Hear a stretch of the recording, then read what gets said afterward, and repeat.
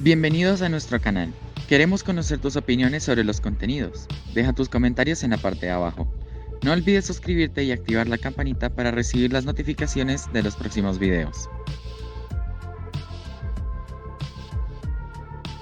Mi nombre es Paula Bustamante Gómez, yo soy psiquiatra, médica psiquiatra, especialista en neuropsiquiatría. Vamos a hablar el día de hoy sobre aceptación de la epilepsia en pacientes y familiares, un tema importantísimo para que de alguna manera empecemos a compartir.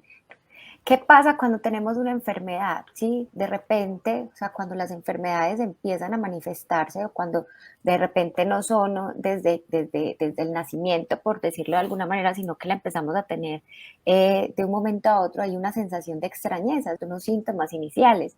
Uno se siente raro, ¿qué me está pasando? ¿Qué tengo? Esto no lo tenía antes, este dolor, esta molestia, esta sensación, esta dificultad de sentirme como yo soy. Luego empieza a pasar de alguna manera que tenemos dificultades para mantener la funcionalidad, o sea, para mantener de alguna manera lo que presentábamos, hacíamos antes en el colegio, en la universidad, con la familia, con los amigos. Empieza también esa confrontación de familiares y de personas cercanas que nos dicen qué tienes, qué te pasa, te vemos mal, te vemos raro o estás enfermo. Luego es el proceso de consulta, que puede tener también dentro de ese mismo proceso un montón de dificultades. Estamos en un sistema de salud, por ejemplo, colombiano, que a veces es difícil de ingresar y de repente nos dan un diagnóstico. Uno a veces da con médicos muy buenos que te hacen un diagnóstico rápido, otras veces es un diagnóstico lento, estudios, imágenes. A veces los médicos son amables, otras veces no. Y ya empieza uno en este proceso de alguna manera de duelo y de aceptación de la enfermedad. Una enfermedad es un proceso en la vida que representa una pérdida del equilibrio vital de la persona afectada, de su familia y de su entorno social. Pero ¿qué pasa? Que es muy importante también que cuando la enfermedad diagnosticada es crónica, este equilibrio de alguna manera puede romperse con más facilidad porque te dicen que es una enfermedad que posiblemente vayas a tener toda la vida o que vas a necesitar tratamiento por mucho tiempo y eso de alguna manera desequilibra también. ¿Qué problemas especiales tenemos?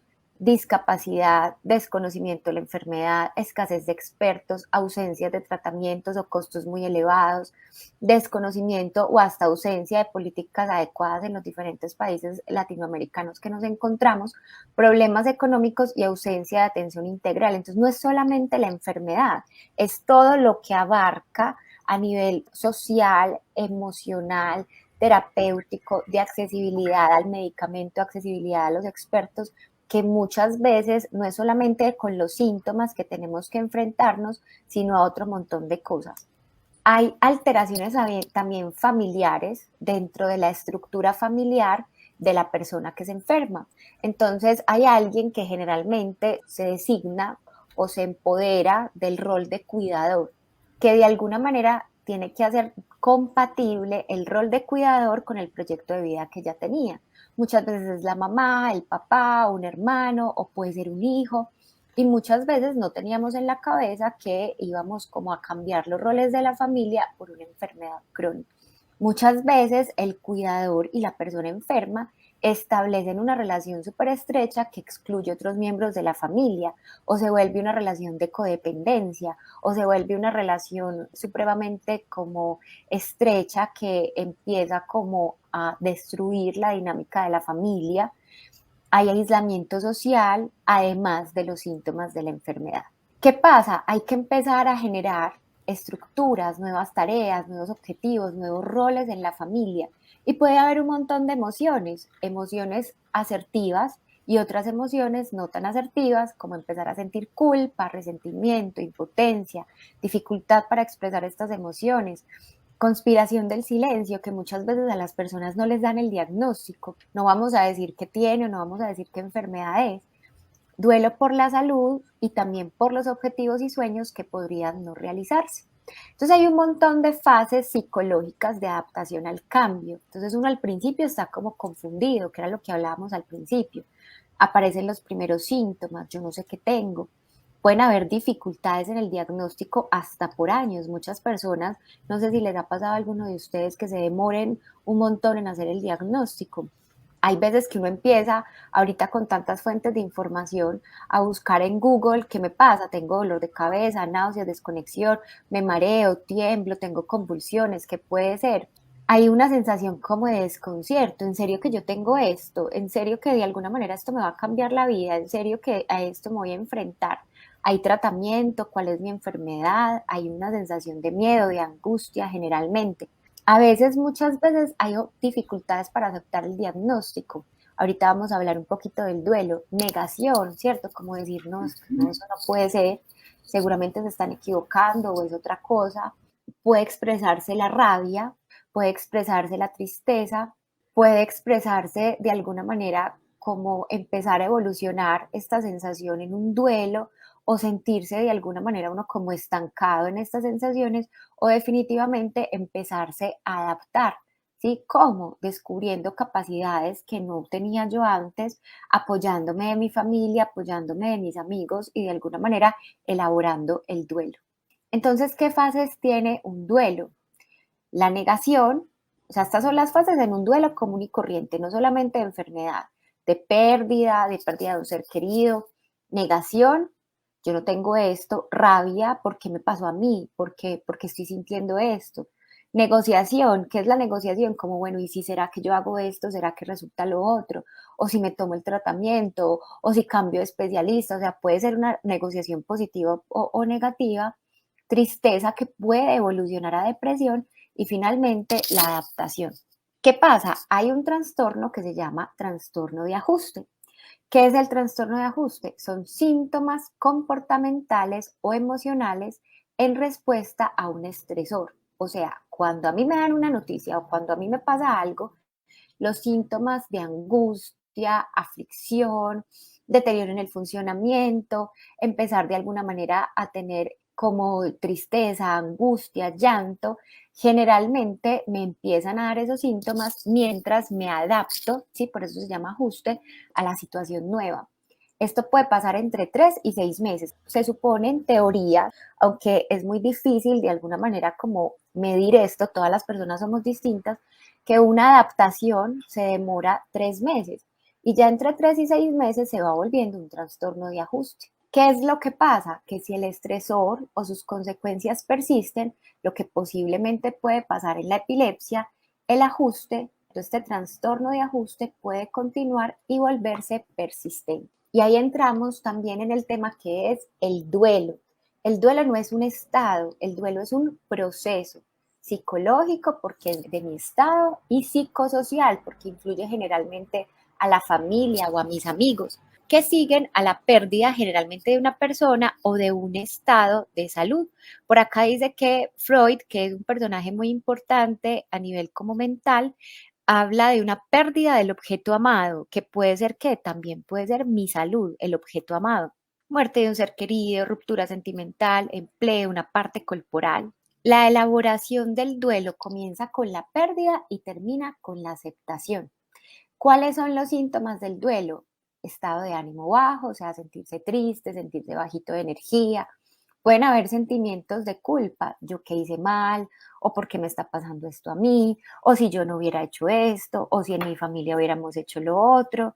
Pueden haber ideas de muerte. Cuando alguien se muere, uno dice, ojalá me fuera con él, ojalá yo me muriera también, o de pronto estaría mejor muerto en vez de tener estos síntomas. Anorexia, que no es la enfermedad de anorexia, sino perder el apetito, que uno dice, no me pasa un bocado, no tengo hambre, no quiero nada. Pérdida de peso, insomnio, ¿sí? O problemas para dormir, o también puede ser dormir mucho.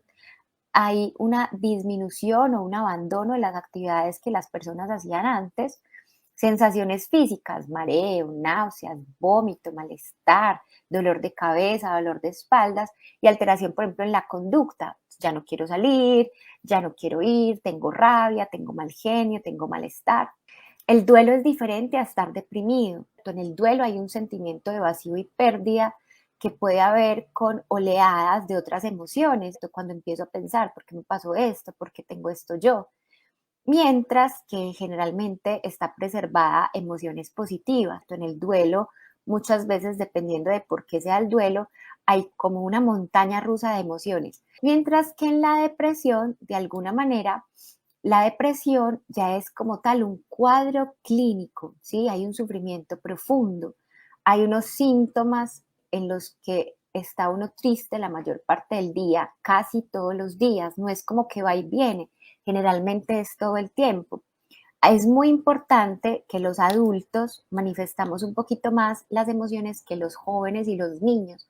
Entonces, en adolescentes y en los niños, muchas veces el duelo se transmite como simplemente irritabilidad. Entonces, están violentos, cambian en el comportamiento en el colegio o en la guardería, o se ponen irritables, o haces berrinches como con más facilidad, más que manifestar tristeza. Hay una cosa muy importante que es la disminución en el interés o en el disfrute de las actividades. O sea, lo que antes yo le ponía muchas ganas, ya no le pongo ganas. Lo que antes yo disfrutaba, ya no lo disfruto.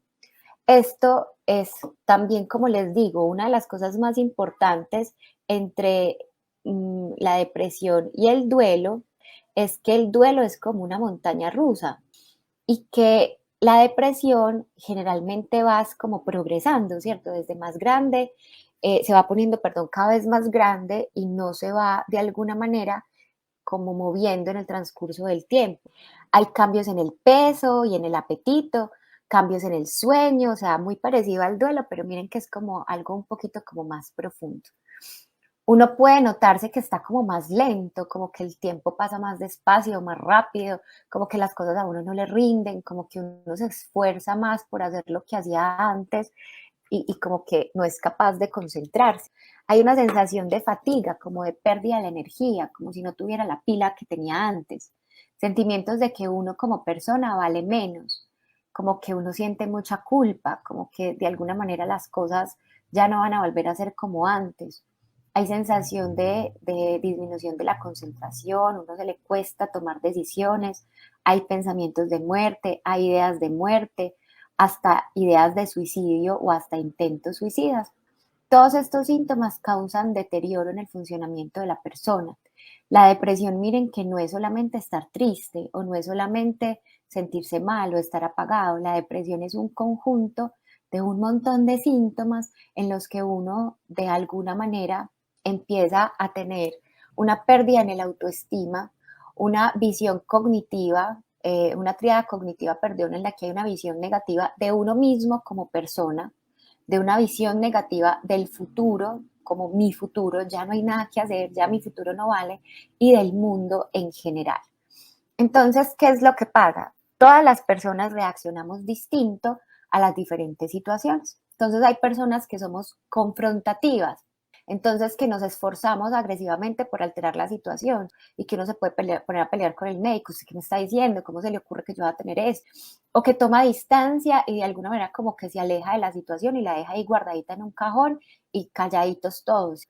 Hay otros que son más autocontrolados, regulan sus pensamientos, regulan sus acciones, pero todo, como dicen por ahí, la procesión va por dentro, que buscan apoyo en los demás o que aceptan la responsabilidad de lo que están pensando o que se tornan evitativos o que se ponen resolutivos o que reevalúan posteriormente las situaciones de una manera positiva. O sea, hay un montón y estos son solo algunos de esquemas de afrontamiento en los que cuando a mí me pasa algo, ¿cómo lo enfrento yo? Entonces, puedo responder con rabia, con ansiedad, con culpa, con vergüenza, con esperanza, con tranquilidad o con alivio. La situación puede ser la misma, pero yo, de alguna manera, cuando ya estoy elaborando el duelo, cuando ya me he dado cuenta de que es algo con lo que tengo que vivir, con que es algo que tengo que solucionar, esté triste o esté contento o esté enojado o tenga o no quiera, es algo con lo que tengo que vivir y como que lo tengo que solucionar yo. Entonces puedo empezar a comportarme para solucionar la situación. Entonces, ¿qué puedo hacer? Buscar apoyo, ¿cómo? Social, familiar, amigos, vecinos, mis compañeros de estudio, mis compañeros de trabajo, con el mismo grupo médico, con estas mismas, de alguna manera, asociaciones de pacientes que nos brindan apoyo y nos brindan compañía y que nos dicen, a mí también nos pasó, a mí también me pasó esto, a nosotros nos pasó esto lo solucionamos de cierta manera.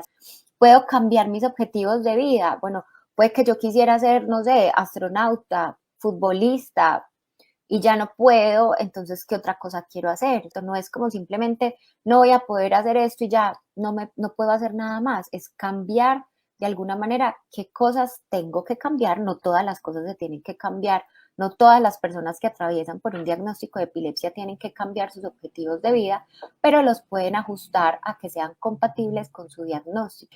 Hay una parte, es conocer mi enfermedad, lo que es supremamente sano, que es la epilepsia, cómo se da, por qué se originó, cuál es el tratamiento, cuáles son las opciones. No me puedo trasnochar, no debo tomar alcohol, me debo tomar los medicamentos siempre, ¿qué pasa si tengo estos síntomas? A volverse obsesivo, ¿cierto? Hay personas que de alguna manera empiezan a buscar información y se vuelven locos y en vez de vivir su vida están concentrados y la enfermedad se vuelve como el centro de la vida, ¿sí? Y lo otro es adherirme o no al tratamiento y a las propuestas que me hace el especialista, ¿sí? ¿Qué es lo que pasa? De alguna manera es importante el apoyo psiquiátrico, ¿cierto? En estos, o los apoyos psicológicos en estas patologías. ¿Por qué?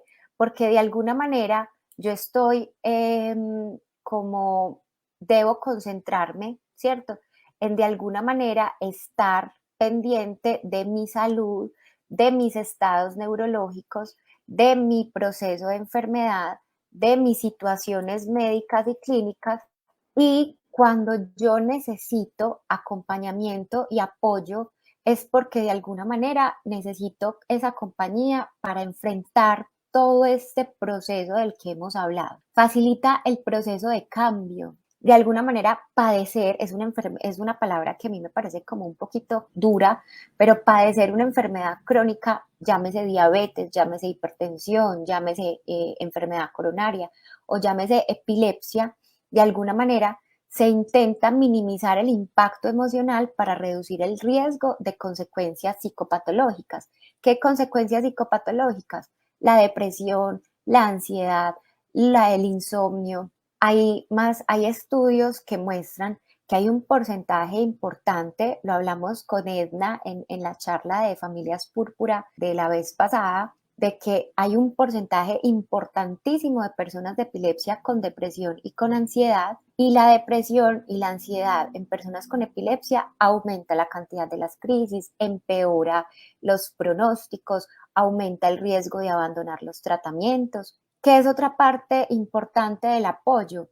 Promover que la persona y su familia se hagan responsables también de su propio bienestar y de su propio transitar por esta enfermedad. Aceptación de la enfermedad y adaptación y mejorar la calidad de vida. Una de las cosas más importantes en epilepsia es que de alguna manera empezamos a abandonar nuestros objetivos de vida y nos dedicamos a esperar cuándo es la siguiente convulsión. Eso lo hemos hablado muchas veces, que de alguna manera nos volvemos, tenemos que dejar de estudiar o tenemos que dejar de trabajar o tenemos como de que abandonar un montón de actividades, dejamos de salir, evitamos contarle a las personas que tenemos epilepsia porque nos da pena, porque nos da vergüenza, porque creemos que nos van a echar del trabajo, que nos van a echar de la universidad o del colegio. Y de alguna manera es importante darnos cuenta de que esto es una enfermedad que no estamos eligiendo, pero que tenemos todas las herramientas emocionales para enfrentarla y para transitarla, y que si no tenemos esas herramientas, las vamos a poder adquirir. Hay personas que nos pueden compartir cómo aprender a manejar esta situación. ¿Cómo? Modificando las estrategias de afrontamiento, que son una de las cosas que tenemos que hacer. Uno, fomentar el autocuidado, bañarme, vestirme bien, comer todos los días, o sea, no abandonarme y no dejarme a un lado simplemente porque tengo una enfermedad crónica, ¿sí? O porque estoy con el diagnóstico de epilepsia. Entonces, fomentar el autocuidado es fundamental. Dos, adherirse a los tratamientos. Si un medicamento me está generando malestar, tengo que anotar, tengo que llevar mi diario de crisis y decirle al doctor, al neurólogo, al epileptólogo, al médico general que me está de alguna manera acompañando, como, bueno, es que, ¿qué tengo acá?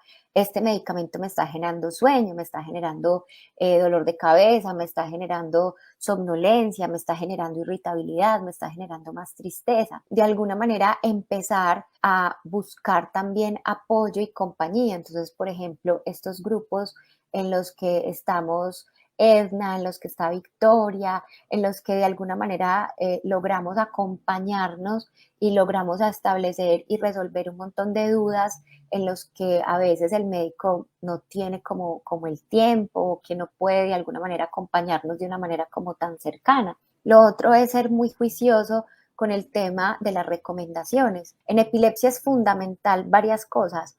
Uno, la toma del medicamento a tiempo. Dos, evitar trasnocharnos. El sueño es fundamental. A todo el mundo le dicen, ay, no trasnoche, pero me dice, ¿pero por qué? Sobre todo si estoy adolescente o si estoy muy joven y quiero irme a rumbear, me quiero ir a pasear o me quiero ir, porque todo el mundo puede salir, rumbear, beber y yo no.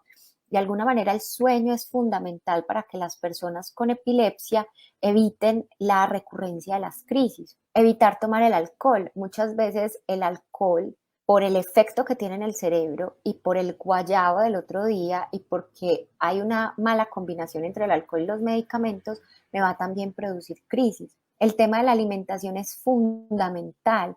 Un estilo de vida saludable, hacer ejercicio, aprender ejercicios de respiración, ejercicios de meditación, mindfulness, que hemos hablado o que podemos hablar en otro momento. Lo otro es no dejar que mi propia vida gire solo en torno a la epilepsia y a cuándo va a ser la próxima convulsión. Hay personas que convulsionan diario, varias veces al día y tienen unas limitaciones en el estilo de vida grandes y hay otras personas que convulsionan más ocasionalmente, mensual, semestral. Hay personas que logran un control de la epilepsia por años, hasta por décadas.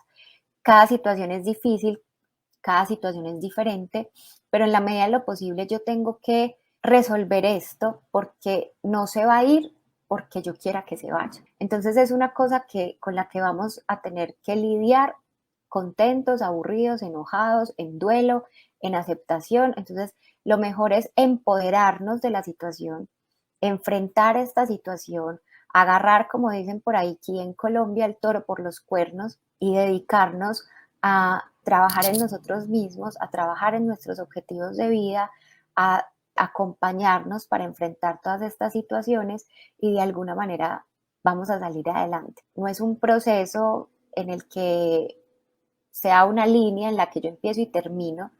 Todas estas fases de las que hemos hablado pueden empezar y pueden terminar en distintos momentos de la enfermedad. Entonces yo puedo hacer un proceso de duelo porque me dieron el diagnóstico. Luego hasta puedo hacer un proceso de duelo porque me cambiaron de especialista. ¿Cuántas personas están súper enganchadas o hacen súper buen clic con su epileptólogo, por ejemplo, con su neuropsiquiatra, por ejemplo, y de un momento a otro la EPS nos dice, no, ya este no trabaja aquí, se tiene que ir para donde otro médico, o nos quitan un medicamento, muchas veces pasa, es que ya no tienen convenio con tal laboratorio y nos cambian el medicamento y empiezo a convulsionar y nuevamente empiezo a sentirme frustrado, triste, enojado. Entonces, esto es un proceso muy dinámico que va a necesitar que como personas tengamos un proceso sano emocionalmente en que nuestra cabeza pueda enfrentar todas estas situaciones a las que nos vamos a enfrentar. Entonces yo sé que no es un proceso fácil, que obviamente hablar es más sencillo que vivirlo, pero pues yo creo que contamos con el apoyo de muchas personas y de que cada vez hay más avances médicos y que tenemos más conocimiento de las leyes, de nuestros derechos como pacientes, de nuestras necesidades como comunidad. Entonces yo pienso que eso es bien importante. Gracias por apoyar nuestra labor de educar y concientizar sobre la epilepsia. Danos un like y no olvides suscribirte.